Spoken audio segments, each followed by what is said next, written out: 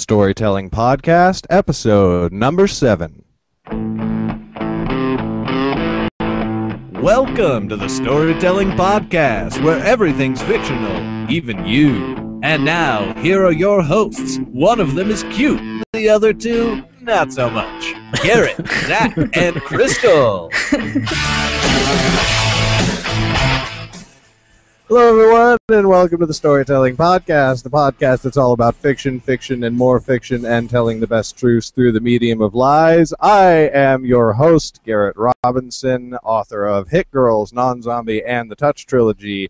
With me today, as always, are Z.C. Bolger, author of Danny Calloway and the Puzzle House, and Crystal Logothetis, pen name of V.C. Cole, author of Via Rosal. Hey! Hey! We're back!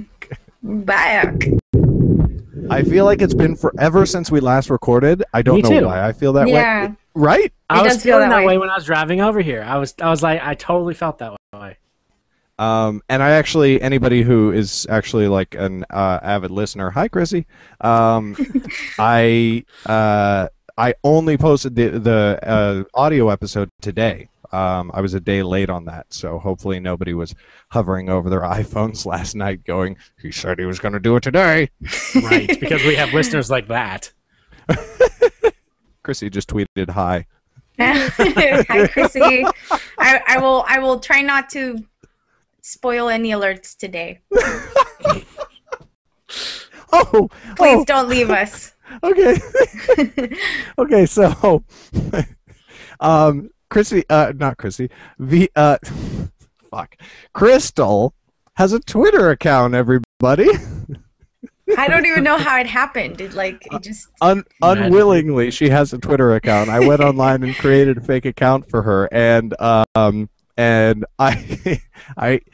Twitter, when you're signing up for the first time, literally forces you to follow people. You can't create an account without following at least one person. Oh, so I was like, okay, I don't know. So I was like, Johnny, Sean, and Dave. Okay, obviously me and Zach.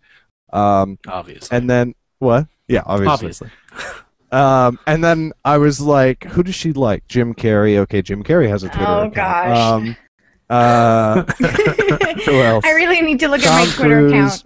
Tom Cruise, okay, so I follow Tom Cruise has a Twitter account, so I followed him. And then I search Joseph Gordon-Levitt. There's fucking 15 Joseph Gordon-Levitt Twitter accounts. Follow all of them. I did. You are following 15 Joseph Gordon-Levitts.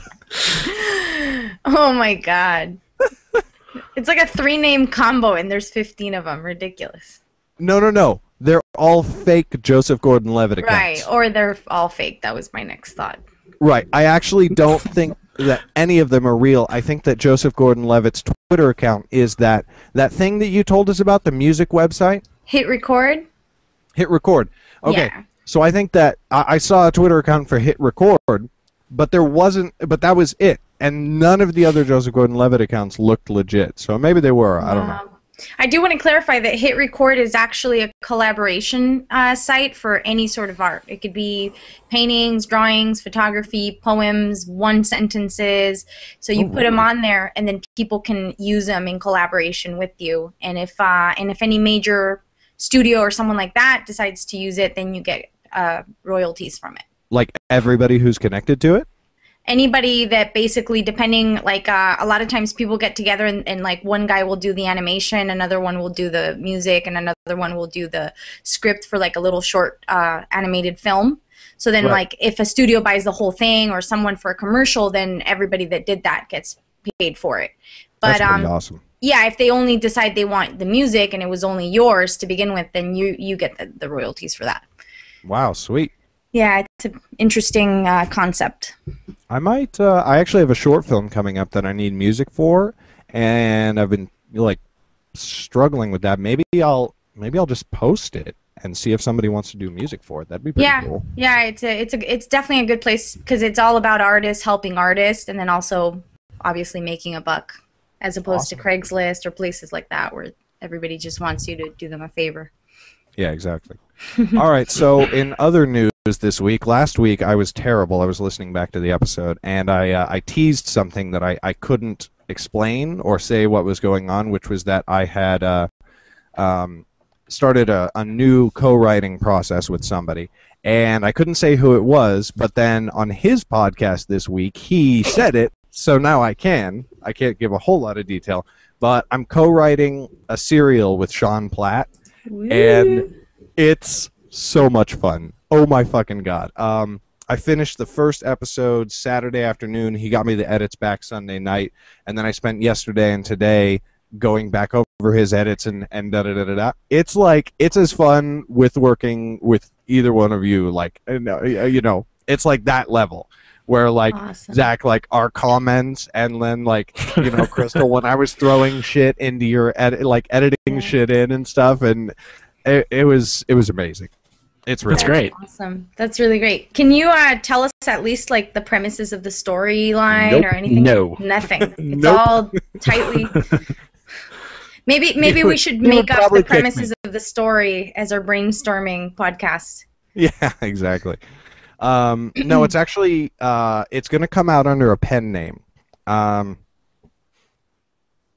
other than that, I literally don't think I can say anything. Yeah. All we know is that it's I think you. I'm not even gonna say. Yeah. Anything. Nope. I'm not even gonna say anything. Nope. Don't say it. But okay, so in 2 weeks, Hit Girls episode 4 came out today. Woo! Nice. Next week comes episode 5. Next week, after that, comes episode 6, the paperback, and the audiobooks are all going to release that week. The week after that, Non-Zombie 4 is going to come out. During all of that time, I'm working on Realm Keepers. I, put in a couple thousand words here and there as much as I can, and I'm cranking through it. I should actually have Zach. I should have that first episode to you by the weekend. So that's a thing. And then I'm doing the thing with Sean, and I'm doing Camp NaNoWriMo. Awesome. Yeah. Nice. Now, Camp NaNoWriMo is only a couple of thousand words a day, so that's really easy to work into the schedule. You know how it is. Yeah. Yeah. Of course. I'm not. I mean, I tried to do NaNoWriMo in November, I guess. Yeah. I was like, oh fuck it. I was like, oh, I'll do my second book. No. Didn't work? I've never even started. I've never even attempted it. It's too much for me. That is where I heard about Scrivener, though. Oh, really? Off of NaNoWriMo, yeah. Nice. Not the not self-publishing podcast? No. Huh. Yeah. Interesting. Well, I'm trying it. I have my paperback print arrives tomorrow in the mail, my proof copy. Woo. So I'm fucking super excited about that. I was hoping it was going to arrive today so I could show everybody, but, Oh. whatever. Yeah, and I was supposed to show the Hit Girls paperback this week because I didn't. But then I was at a film meeting last week, and I met a producer who heard the story and heard that I wanted to independently produce it and distribute it on Amazon Instant Video and all this sort of stuff. So she was like, "Oh, that sounds really cool. Maybe we could talk about doing that or something like that." And I love this producer; she's fantastic. So I'm like, "I have a paperback. Do you want it?" Just not even thinking. So I had to order another proof copy, and that's coming in the mail. So you can see it next week. Yeah, that's fun to get those. Yes, very much so. This is your first? No, it's not your first time holding your book because I've read it. No, yeah. I for anybody that doesn't know, I printed my book before Garrett even touched it with his editing penis. I printed my book. So eloquent, Zach. Yeah, no, back in January, I think it was, and I think it was January or September. And I had my beta readers read. So I have 5. Actually, I have 6 copies of that. Well, that was how I got into that. Was I read it and I was like, let me edit this. Yeah, you were one of my beta readers. That was a lot of fun. I definitely suggest people to use beta reading or use beta readers when they write. Like after they're done, they feel really good about it and they want to get some feedback from it. I knew I needed an edit, but I was kind of like, fuck, I need somebody to read this or my head's gonna explode. I'm gonna do that. I'm gonna do that on the first full-length novel, the one that I'm doing for Camp NaNoWriMo, which the goal for the month is 50,000 words. I'm shooting for 100,000 words, and the only reason that I'm shooting for that is because that will then mean that I will write 250,000 words in April, which is kind of a cool goal. I like that. Yeah, that's cool. And if I burn out and die, then then I burn out and die, but hopefully not. Right. Overachiever. Something I realized. We're going to be later on. We're going to be talking about a certain story, certain story that I've started. But I've realized that writing a full-length novel is a lot different than writing a novella or like a serial. Yes. And honestly, writing novellas and serials are almost harder because you have because in a novel I have so much that I can say in such I have unlimited amount of words basically to use, which I kind of do with a novella as well, but it's not, it gets to a point where it's not a novella or it's too long of a novella. And I was thinking about this first book that we're going to be talking about, and I started writing the first chapter, and I'm like, okay, what am I going to do to fill up my 20,000 words or 15,000 words but not go over type of thing, and how to wrap up the storyline but keep it going. It's a different way of thinking for me than I've been able to do so far, because my current book is 76,000 words. Right. And it's one storyline. But with novellas and with serials, it's a much different writing process that I've noticed. Yeah, totally.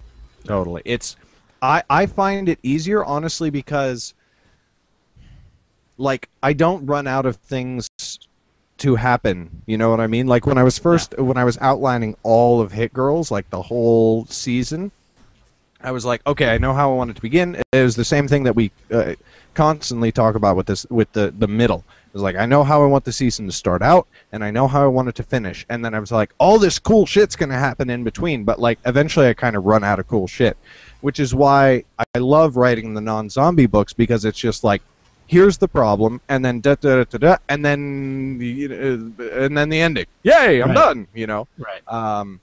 And if I go over, if I write extra and I have a different idea, while I'm writing it, then that's great. But it takes a strain off during the outlining process. Right. The outlining process I can totally understand. I don't know. I guess my outlining process isn't fully done with this book that we're going to be talking about later, but so that's why we're going to be talking about it. Yeah, that's what we're doing. Okay, but before we get into that, we have our first voicemail. Yay! Hooray! Okay, cool. Our first voicemail is, of course, from Crissy Moss, and I have no further preamble than that, other than I think she was the first person who ever started live tweeting during our shows. So here we go. Hey guys, and Crystal, this is Crissy, and I came up with 2 questions for you since Garrett asked me to send something in. So the first one is, what are some of the best mistakes that a new writer can make? I'm thinking of something along the line of Bob Ross and his happy little accidents. I know I make some mistakes in my plot that actually end up being good ones in the end. So I gave you a couple of ideas. What's some of yours? And the other question is tackling the dreaded white page.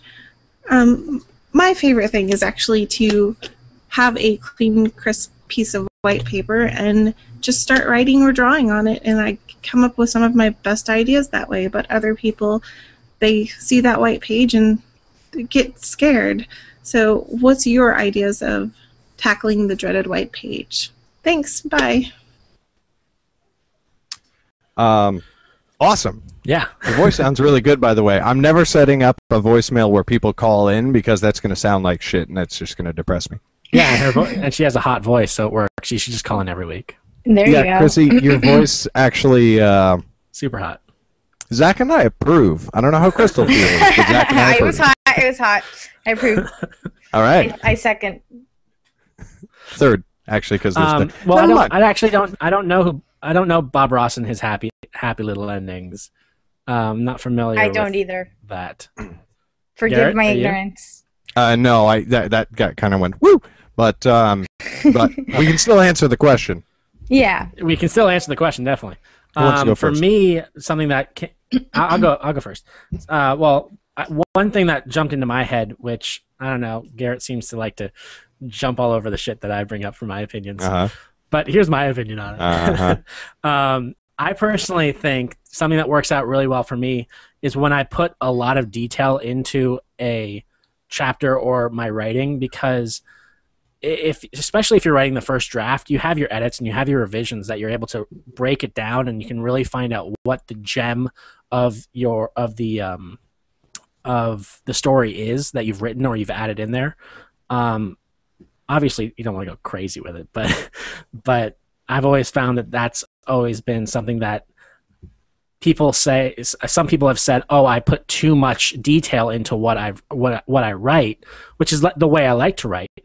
But I always look at it as, well, I can always edit it later, because it's always better, in my opinion, to be able to break it down instead of start adding stuff to it. Right. I feel the exact same way. My novel that I'm doing for Camp NaNoWriMo is a band movie, and it starts out with a concert scene, and I'm like, this book is literary fiction. Like, that's the genre. It's not sci-fi or fantasy or anything like that. It's a movie about an independent singer-songwriter, and there's this very specific plot line that he goes through, but that's generally what it's about. And I want it to be just like really good writing, not some crazy plot or something like that. So I wrote this first concert scene, and like right now, every fucking line is so carefully crafted, and every word is carefully chosen, and I've got my thesaurus, broken out and everything. And it's a little bit slower than my normal pace of writing, which is fine because I want it to be awesome. I know that when I get to the end of the book and then go back and start editing, I'm probably going to take out 3 out of every 4 sentences, because I'll be able to look back at it objectively, and that small percent is what's good, and that's what deserves to stay in the book if I really want it to be the best possible book. Yeah, definitely. Yeah. I'm trying to think of any kind of problems that I had with a happy ending as far as my stories. I know I've definitely learned a lot. For me, it's a continual learning. Your endo. It's a continual learning process. But I know one thing that I've kind of used as a rule for myself.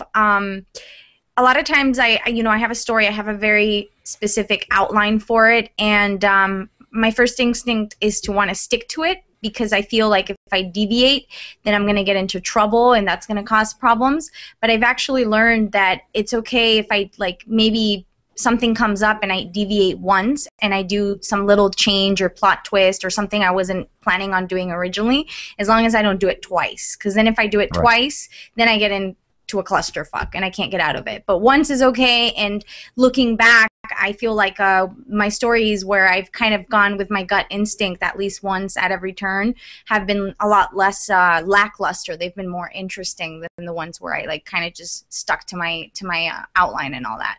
Yeah, that's really good advice. My favorite thing that is a mistake, which usually turns out awesome, is writing myself into a corner where I'm like, I don't know how the fuck this guy is going to get out of it, and I'm not going to cop out and create some ending out of nowhere. A meteor falls on the bad guy. But the ending of Non-Zombie, the first one, is like that, which, spoiler alert, if you're ever going to read Non-Zombie, which you should, fucker, it's only $3. Cliff, the main character who's been turned into a zombie, gets trapped in a supermarket, and his son is trapped in the supermarket with a horde of zombies. Now, Cliff can go in there because the zombies aren't going to eat him, but his son's in the closet. He can't open the closet and take him out because the other zombies will all eat him. And I was like, dude, that's so fucked up. What's he going to do? Who am I asking?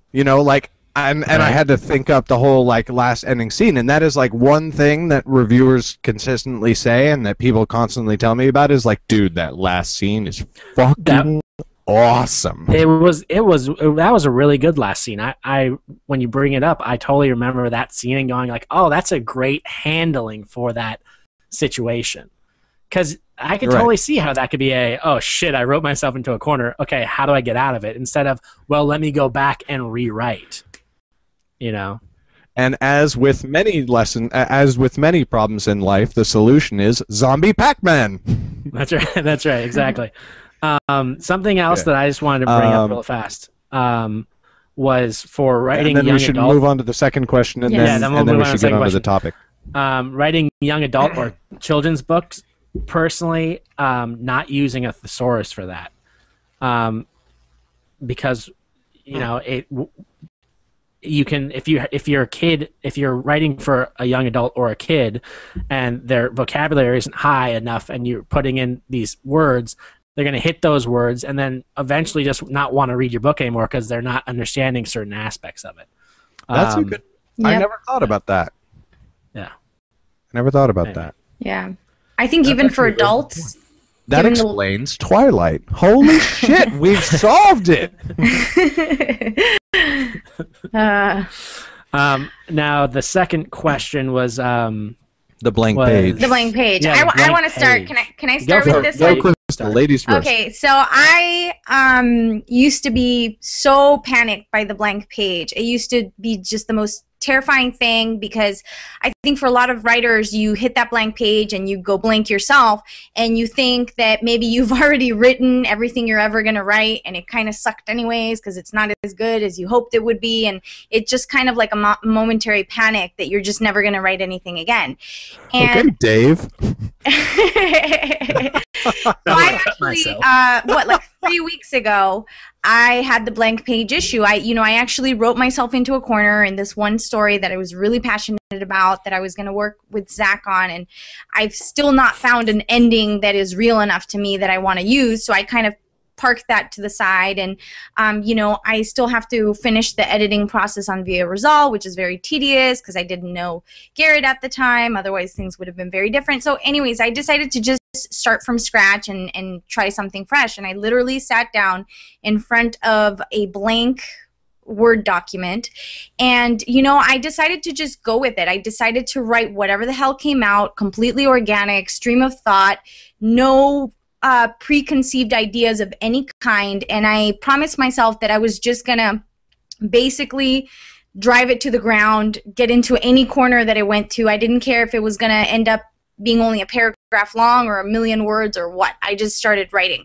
And funny enough, in the process of doing that, I not only created the Miscellaneous Adventures of Princess Leona, which I'm literally waiting on the cover to be finished so I can publish the first serial, but I accidentally came upon a different writing style than I had ever used before, because I had never allowed myself to write that way, and I kind of almost came up with a genre that doesn't quite even exist, or very few people write that way from what I've read, and I've read a lot of books. So anyways, it worked out brilliantly, and I now have something that I can sit down and write every day, and I literally have no boundaries, no limits. I'm just doing whatever the hell I want. I'm having a blast. It's funner than it's ever been for me to write because I'm just going with it, and it's actually worked really well, surprisingly enough. So, for all those writers out there, if you have a blank page, you see it as an opportunity to start something new and fresh and do something you've never done before. If you're a stickler for your outline, just start from scratch. If you're anal about spelling, like Garrett over here doing the cuckoo sign, just, It's not the cuckoo sign, that's the let's wrap it up, Crystal. I love your enthusiasm. Oh, I'm sorry. I love the Miscellaneous Adventures of Princess Leona, but that was a good very 4-minute speech. I'm it really sorry. Was. I was really wanting to answer that question. So Anyways, for the future, you say. Spaniard, this means all right. Love it. This is in great. Spain, that means you're crazy. In America, okay. So. My thing on the blank page, which is actually something that I took from Quentin Tarantino's book, is have your characters start arguing. Oh, whatever your first scene is, have your characters start arguing. And you'll figure out what they're arguing about as the argument starts. Have the first character say, well, what the hell, Jeff or Jill or whoever the other character is, and just start the argument going.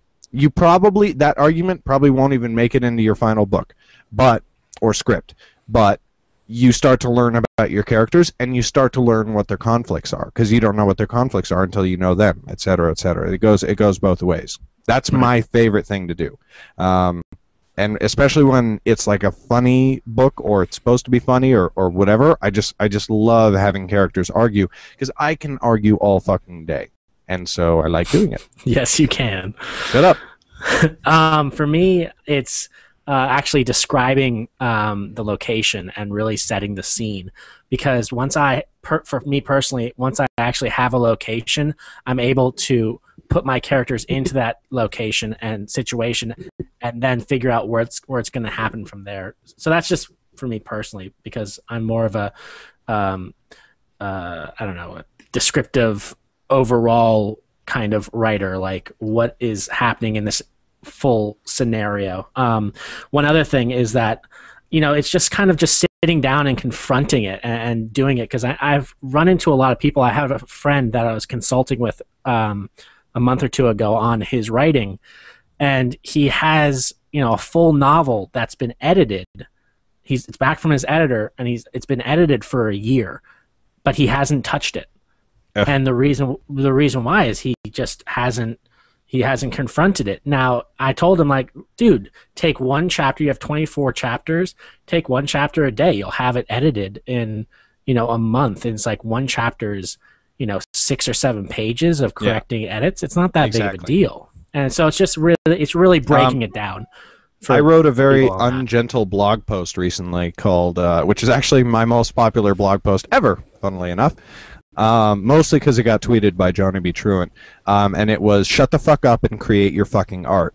And it's basically just like, dude, if you are complaining to me that you do not have enough time to do what you're doing, you are spending time that you could be spending on your art complaining to me.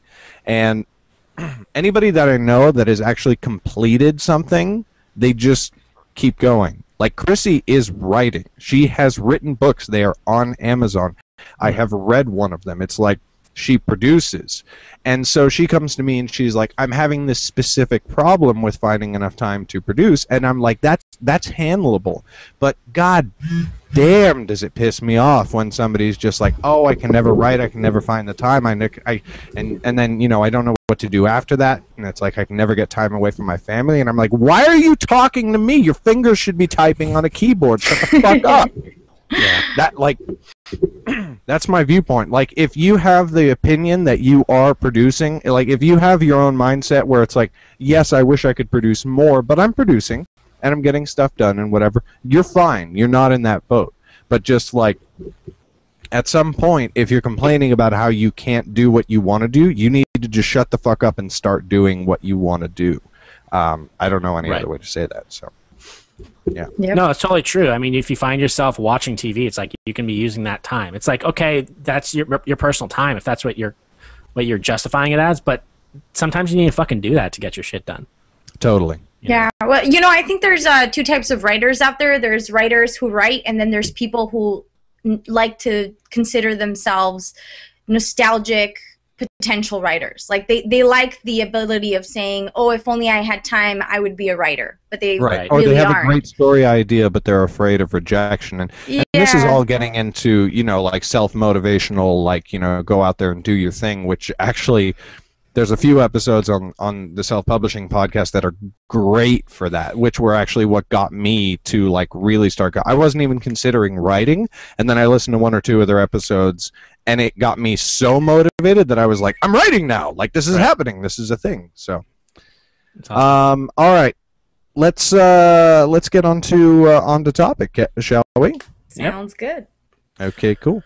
Zach, why don't you introduce? Because this was your idea, and it's fucking awesome.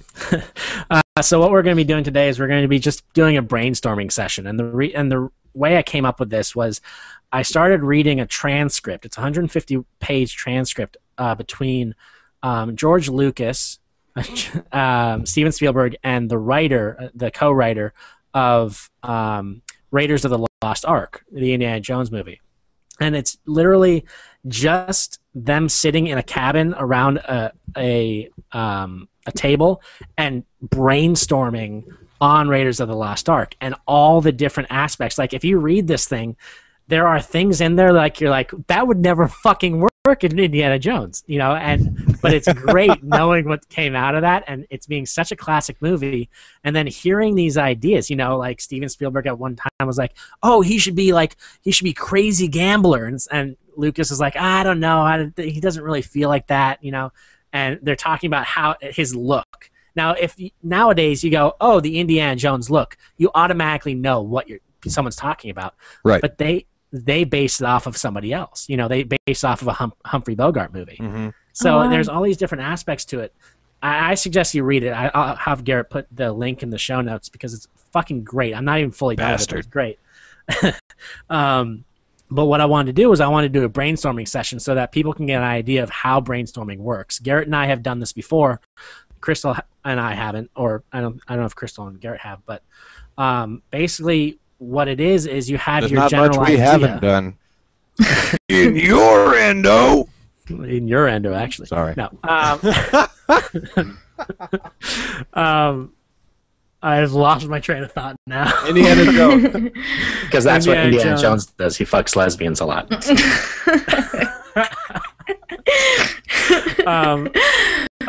So Garrett and I have sat down, and we have just sat down for hours and brainstormed an idea. That's how we came up with this serial that we're going to be doing, and it started with 3 people, and now it has 6, and it's different things like that. Oh, this character should be a nerd, or oh, we should have a goth chick in there. And the thing is with brainstorming, no idea is stupid. It can't be like that because it's brainstorming. You throw out the craziest idea, and then you can roll with it. You might find yourself at a point that is perfect for your book or story.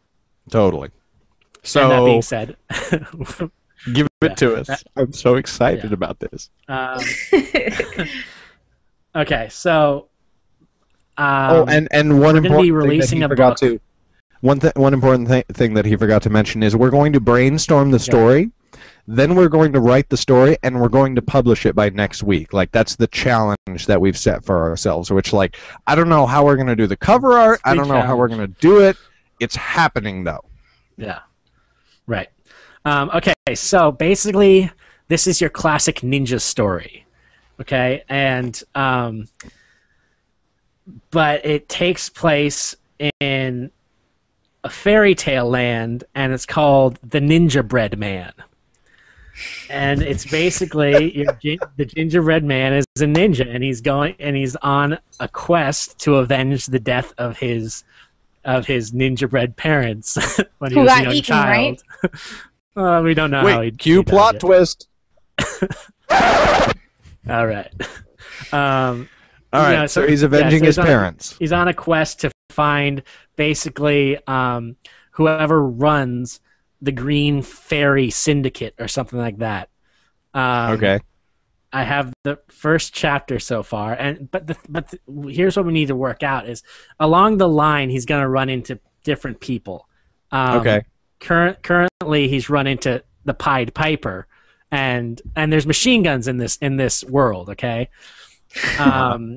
So we can add in different things like that, but what we need to figure out is kind of like what exactly is the backstory, and at least I know that in this, if you guys are interested in reading this and you don't want to get it given away, you probably shouldn't listen to this podcast.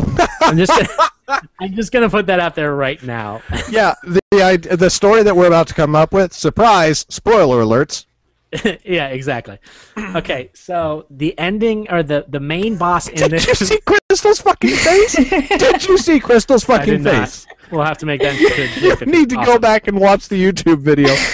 Because, oh my god, Crystal's fucking face. I'm resorting to faces instead of words because they're safer. That's good.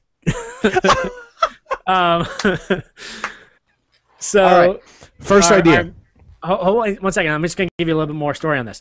I know. Wait. Our main antagonist that we're going to get to at the end of book 1 is Hansel and Gretel, and they are. No, I wanted it to be Martha Stewart. It's not. She served the parents at a Christmas party, and so he needs to revenge. Yeah, but she was in Martha Stewart's everywhere. We'll save her for a later book. Okay. Yeah. Hey, you guys said anything was permissible. Yeah, nothing's in brainstorming. So I'm gonna write that to the max. But Martha Stewart could be portrayed as a witch. Sampling there you go. Yeah, maybe totally. A witch type thing. So, Witch Stewart. What was your idea, Gary? Please call me Martha. Okay, so his mentor, who like taught him his Ninjabread Man ways, should be the baker. Like, absolutely should be the baker. Okay. Yeah, it could be like a Pinocchio situation where the baker decided, like, he never had a kid, so he decided to bake like life into a boy. Well, the baker totally works, but I want you guys to realize this is in a fairy tale. Like, we won't exist in this universe. It's right. Specifically fairy tale characters, but the baker works because you have the butcher, the baker, and the candlestick maker. Right, right. So that totally works. So okay. All right. What's his name? First of all, that's important. Masturbator. Master Baker. No, we have to call him that. Please, Master. Because this is not. Is this a kids' project? It's like Unicorn Western where kids can read it, so it's not going to be crazy. Okay, so his name is Master Baker. Right. Yeah, we'll talk about that. We'll talk about that. I originally had it in a candy land, and people, when they get killed, it's like a cupcake, and it's like frosting flies across the walls, and I had, instead frosting, of it was food. Frosting poured from the wound, splattering the walls in the ceiling. The food, it was food. That was the general idea, and I was gonna have Grape Gangs in it.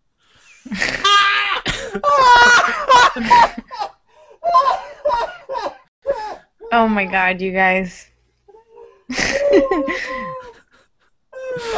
And we have to include the line, I'm going to grape you in the mouth. I'm going to grape you in the mouth. I forbid you to publish this as a book that kids can read. I forbid you. If you're watching this, you got to Google the video, I'm going to grape you in the mouth. We'll put it in the show notes. I'll put it in the... Oh, fuck. Oh, shit. They're going to be so jealous over at SPP. They're like, oh, man, it even rhymes. Oh, shit. That's amazing. Okay, so the Grape Gangs. Okay. But so that was in the first one. I don't have that in this one. In what one? That was when I had the universe being all food products. Okay, well, it doesn't have to be, but you can still have Grape Gangs. Like, even if it's all fairy tale, they don't all have to be food, but you can totally have Grape Gangs. Okay, well, we can Chrissy's talk about that. Laughing her ass off. We can talk about that. I like the Master Baker though. That's Master Baker. I think he should be the baker, the butcher, the baker, and the candlestick maker should be like brothers. Yeah, it should be brothers. Mobsters. Okay. They could be mobsters. No, he's a kung fu teacher. Well, the other brothers could be mobsters. Okay, now did the baker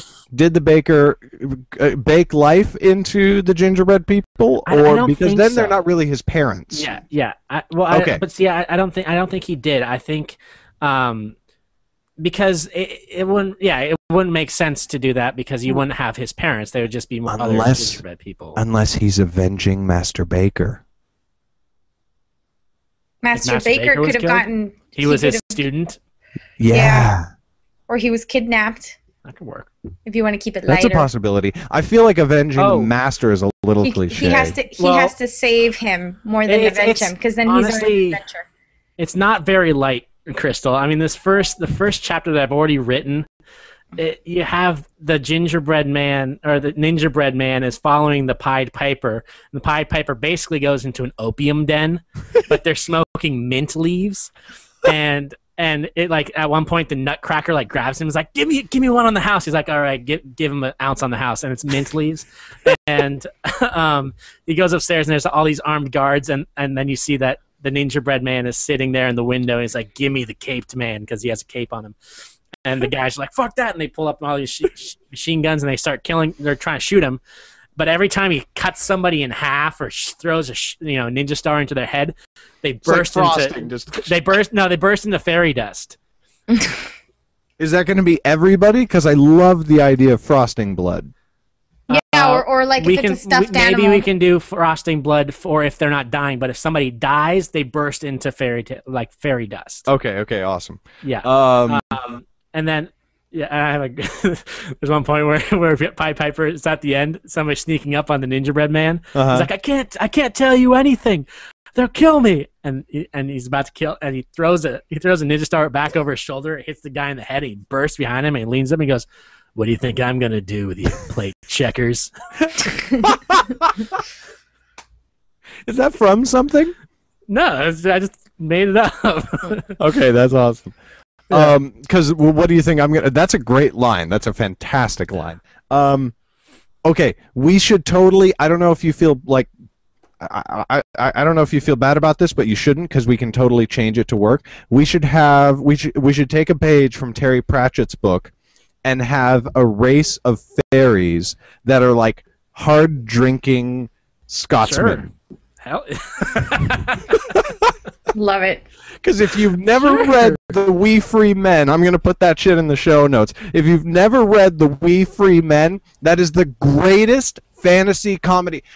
Crystal, you need to read everything that Terry Pratchett has ever read. He writes your genre. Yes. Does he really? God damn, yes. I thought I was making up my own it's genre. a clan. Then it'd be a clan of Scottish drunkards. Fairies. And they're not good guys or bad guys. They're not with the bad guy. They're not with the good guy. They're like, they have something that he needs, so he has to go interact with them, and they're like, "Oi, you Ninjabread Man, we're gonna crush you like a rock."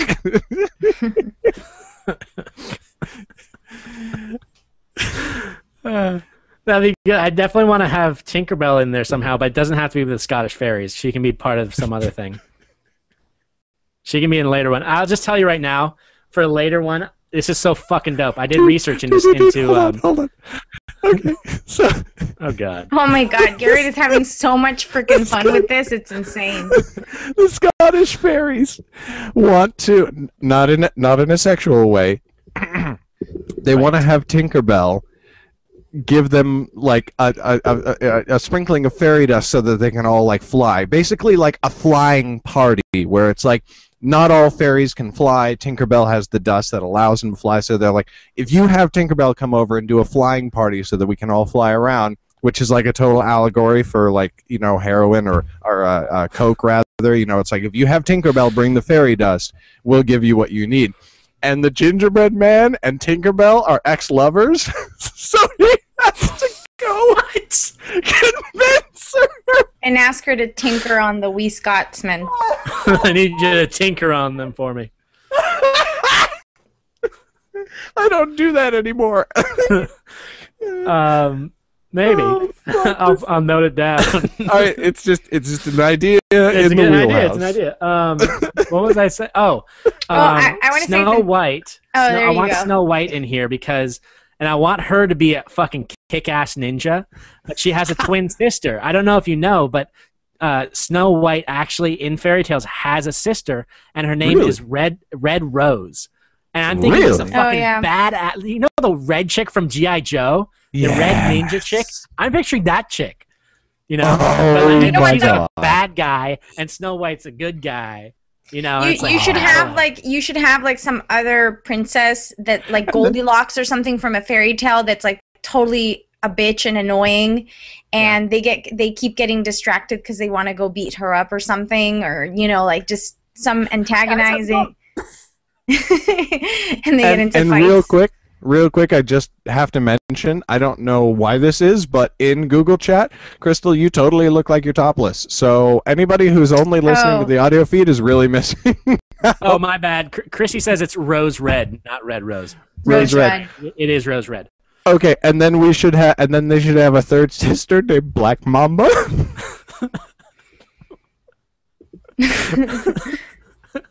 I'll be sure to note that one down.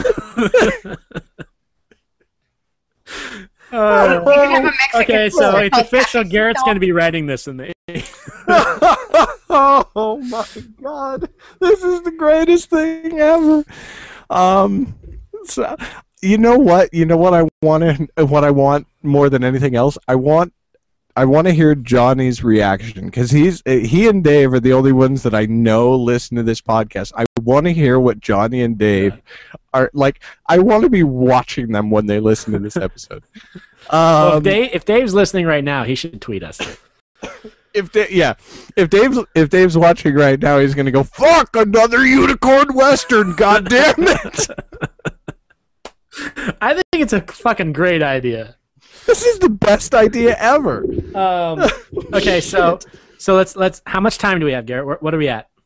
We got about 20 minutes left. Okay, so let's work on what our actual storyline is going to be. Basically, we know.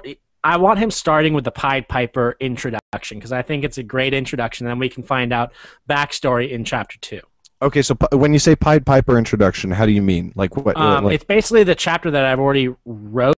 It's basically we start on the Pied Piper. And you see that he's trying to get away from something, and it's introducing you that this is obviously a fairy tale land because there's the Nutcracker grabs his hand, and it's like, oh shit, it's the Nutcracker, and he's fucking stoned out of his head, or he's minted. That's the term that's used. He's minted out of his head. Yeah. I'm freshly minted and ready to go. And obviously, and there's a part where he's like, "Get the trap ready," and one of the guards is like, "The trap? Come on, don't you know we can't catch him because he's the." But they just cut short with the fucking ninja star to the back. A trap? What are you, an idiot?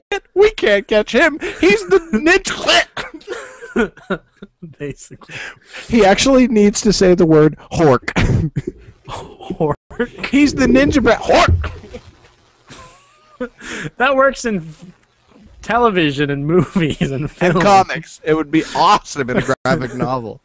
Fuck, this would be the best comic book ever. It really would. You guys should turn it into a graphic novel. We'll work on that. We gotta write the book first. Crissy seems to know a lot about these things. She says sugar plum fairies versus flower fairies. Just saying. Just saying. Yeah. Yeah. Okay. Okay. So we get backstory in chapter 2, but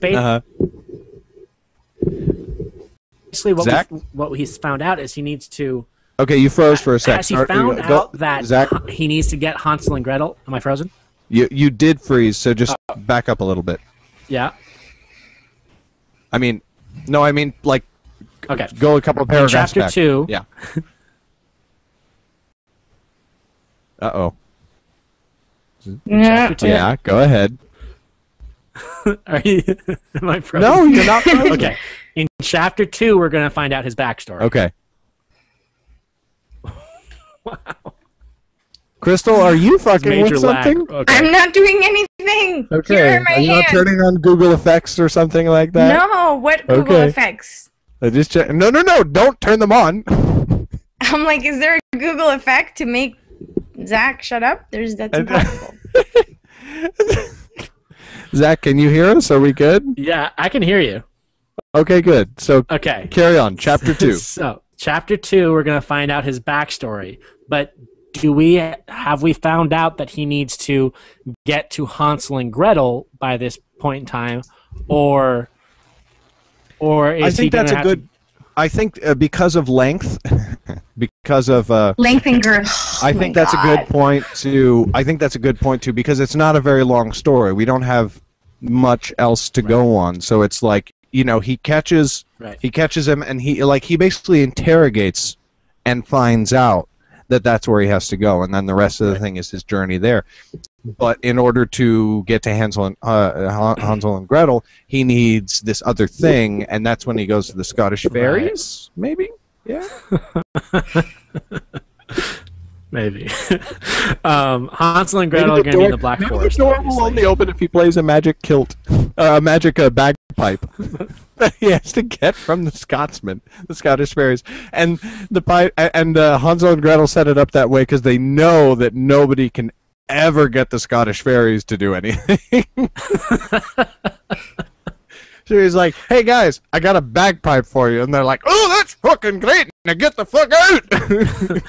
He's like, "All right." Are we going to be able to communicate a Scottish accent well enough through? Yes. Yes. Yeah, it's easy to write a Scottish accent.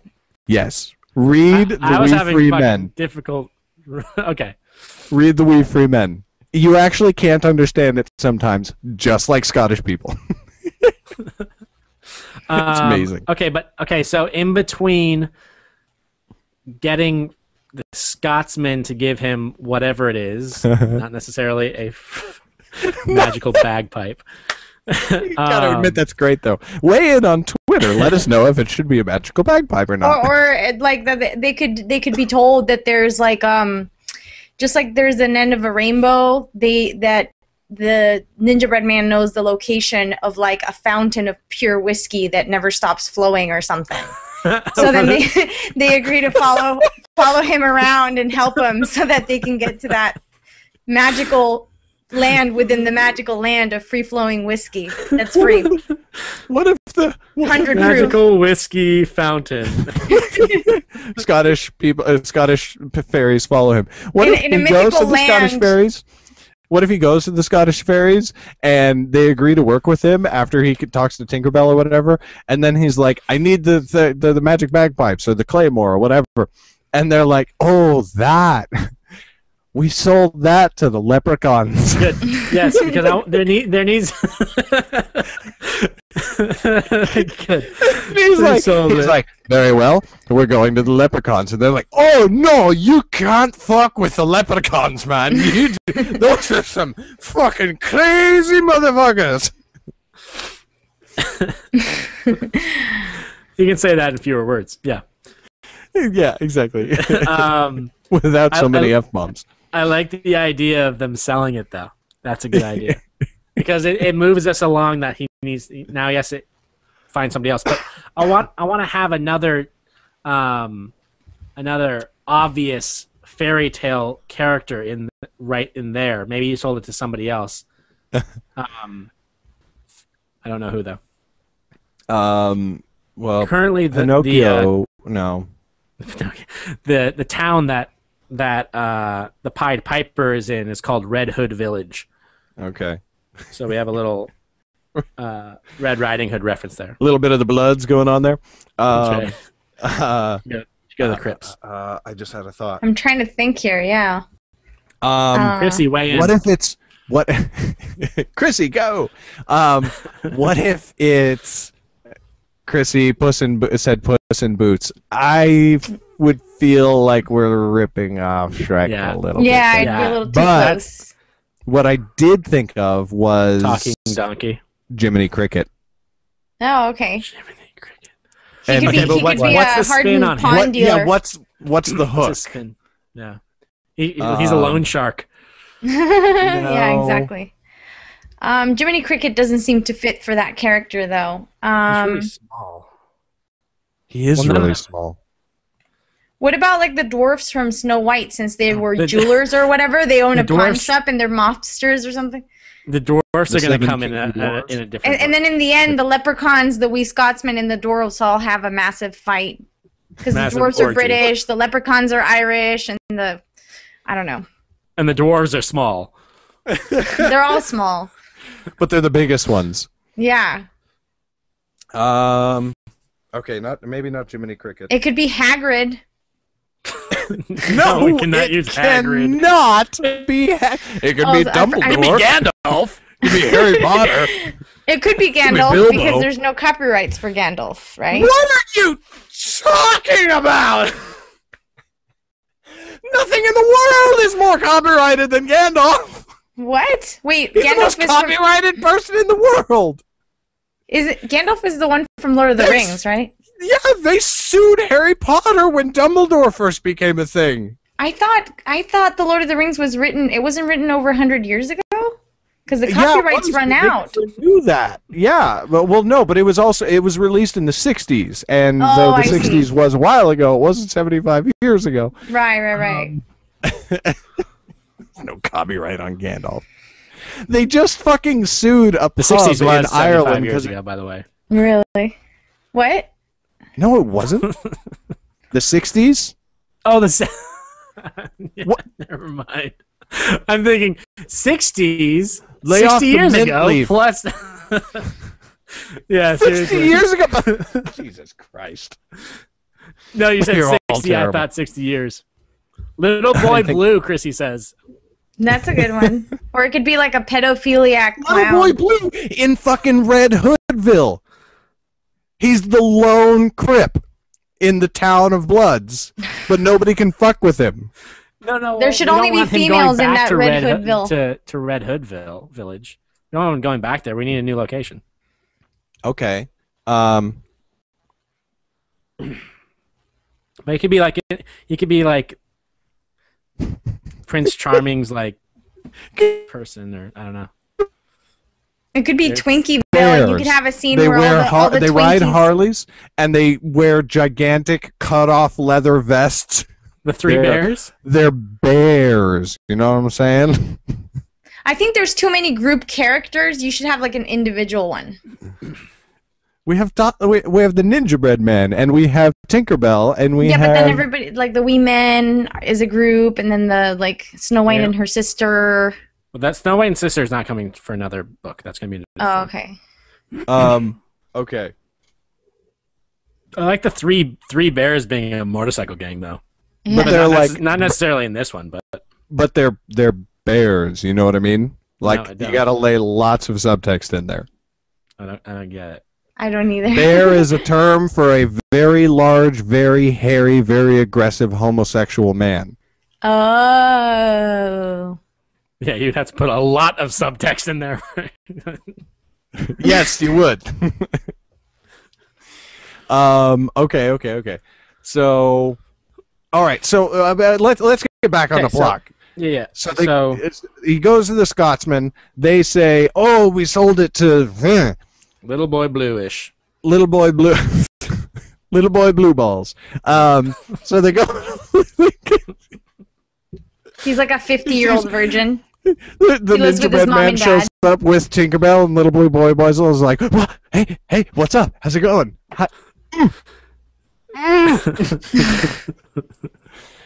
What's up? Nothing. I'm fine. I'm good. We could have a princess. We could have a princess. I've been saying all along. Or you did could say have princess. That's true.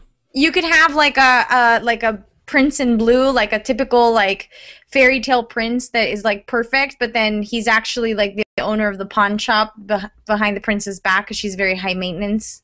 So he needs to be able to afford her. Okay, so but wherever they go, so they get this thing, whatever this thing is. I still like magical bagpipes. Just saying. Okay, I got Just putting that out there. I don't know if Tinkerbell is going to be in this, by the way, but we'll continue. It's so awesome, though. The cocaine party, I love it. Okay, so they go and they get the magical bagpipes. Den. Yeah, I know. It's like, dude, this is a fucked up fairy tale land. So they go, they get whatever the magical thing is, and then they go to Hansel and Gretel's house, right?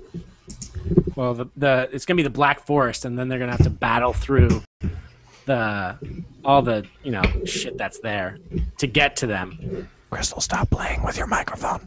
Sorry. Yeah, I can hear everything. You know there's a mute microphone button in the top right corner of your screen, right? Nah, okay, I remember good. that. Why don't we just click that, and then Yes. you can do whatever you want. Sorry. And meanwhile, stop. What? I was researching What are you researching? fairy tale characters. How does that involve your Apparently, microphone? Crissy says that there's a third sister to Snow White and Rose Red. It's Black Mamba, isn't it? No, it's Briar Rose, who was also Briar Sleeping Rose? Beauty. Briar Rose. Whatever. Who cares about Sleeping Beauty? Yeah, seriously, bitch. Okay, so then they get to the Black Forest, and Oh, so it's the. we have an epic fight scene Okay, against what? against Hansel and Gretel's minions, obviously. But what are their minions? I don't know, gremlins. Gremlins is awesome. Goblins would work. Goblins would work. Imps. I think you should also have Robin Hood in there. Trolls. Oh, Robin Hood. Hood. I totally forgot about Robin Hood. Robin Hood has to be like a sleazy highwayman kind of guy. Right, exactly. Like more of a con man. But okay, so what are the minions? Goblins, gremlins? What do we like? I think we should go with goblins for right now. Okay, goblins. Yeah. Or flying monkeys. From the Wizard of Oz. I'll give up the day monkeys fly out of my ass. Fuck.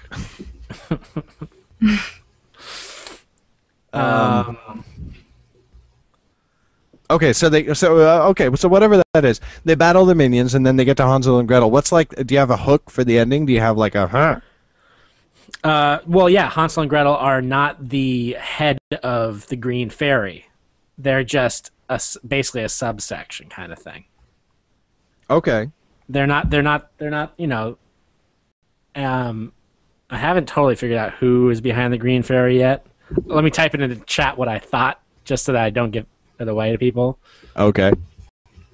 I think you need to feature Absinthe in there somehow, because the Green Fairy was Absinthe. Right. Yeah. So maybe like they that, could Zach. be like mass producers of absinthe or something, but I don't know. Just That's a kind of great put it idea. in. Okay. Well, they're and mass here's- producers of all narcotics and shit. Like they're the narcotics kings of this fairy tale land. And There here's you another go. idea. Here's another idea. So they're fighting. He's fighting Hansel and Gretel and fighting Hansel and Gretel and everything, and it's like this epic fucking fight scene. And every time he attacks, they know what he's gonna do, and he keeps seeing them do things that look familiar, and he's like, "What the fuck?" And they're like, "Haven't you realized by now? Who do you think trained us? Master Baker." And he's like, "No!" And Master Baker's like, "It's true. They were the students who went bad." 10 minutes of expository dialogue. I was a young man, foolish, and believed in the da-da-da-da-da. And they're all like standing there in mid-fight, like looking over at him like, "You done? Yeah, okay. I got it. I got it. All right." That's got to happen. That'd be funny on film. I just don't know if we can portray it. Trust me. Come on, Zach. You know me. I can do that. All right. Well, I can nail that we, shit. we can see. But that means that Master Baker was... He's not a bad guy, though. No. But he was kidnapped by then. Right. Oh, you're thinking killed? No. He can totally be kidnapped. But the main reason is he's trying to revenge his parents. Right. Right. Okay. But that could be a side plot. That could be a total side. So he goes to Master Baker for advice at the beginning, and then when he finally gets to Hansel and Gretel, Master Baker is captured. Master Baker, that's fucking awesome. Okay, so he gets there and he's captured, and then when he beats Hansel and Gretel, he's like, "Ha! In one fell swoop, I've avenged my parents and cut off the head of the Green Fairy." And Master Baker's like, "No, my son. You have not." Oh, To be continued. and then Master Baker is the one. Yeah, exactly. Master Baker is the one who explains that like he has only just begun to overthrow the organization known as the Green Fairy. And yes, Hansel and Gretel pulled the proverbial trigger on his parents, but it was that guy. It wasn't their call, right? It was they're following orders. And back then they were just honestly foot soldiers. Totally. They've come up the ranks since then. I was also thinking whenever the gingerbread man gets hurt, he has like ginger dough. Right. So instead of putting like a Band-Aid or something, he puts it in there, and that's what. So he that's has why scars. Master Baker. That's he why has Master scars and Baker shit. is the perfect mentor, because he's who heals him. Like, like he gets hurt and he goes in and he's like, "I need my leg fixed up," and he like cooks another leg like onto his leg, and he has to like go through the searing pain of the frying pan, and he's like, okay, in chapter 2 we can have the gingerbread man go to Master Baker because maybe he was hit by a stray bullet or two in the first fight in the chapter 1. Totally. And then that works. All right, awesome. Or he was So we're out hit of by time. a jelly bean. or something. All right, so we're out of time. We've got the basics of the plot done. I don't want to run too far over. That was fucking awesome, and I really want to write this. Just for our listeners, this is basically how your brainstorming sessions should go. And I suggest, even if you don't have another writing friend, have somebody that you're willing to talk with. And that way you can bounce ideas off of each other. I have to urge caution on that one, because I know a lot of people who are great people, who are smart people. It's not because they're stupid, but they have the stupidest fucking story ideas. Well, of course. I mean, I'm just telling you. I'm just saying, you don't tell me that you can't find another writer. Like, fucking call me up. Don't call me up. But call Crystal up. Find somebody else who's another storyteller, because then you're not going to get stupid suggestions like, oh, well, Cliff's, arms should fall off, and then he's a non-zombie who has no fucking arms. It's like, isn't that like so much harder for him? And I'm like, yes, that's the stupidest thing ever. That was an actual suggestion by somebody who, yes, by somebody who is never going to listen to this. So like, I don't feel bad about it. Anyway. I think a brainstorming session should only be with one other person, though, because with three, it's just harder to have like all three people synced onto the same thought of. It can be, yeah. Yeah.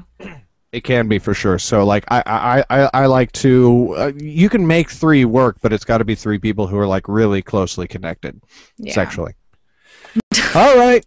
That explains why I've contributed so little this time. No, you did great. That's it for this show. Check out the website, thestorytellingpodcast.com. If you can record your voice, you can send us a voicemail at info@thestorytellingpodcast.com. Subscribe in iTunes. Leave us a review. We would love to hear from you. My blog is gbr0benson.com. Zach's is zcbolger.com. Crystal is now on Twitter at VCColeAuthor, and that's it. See everybody next week.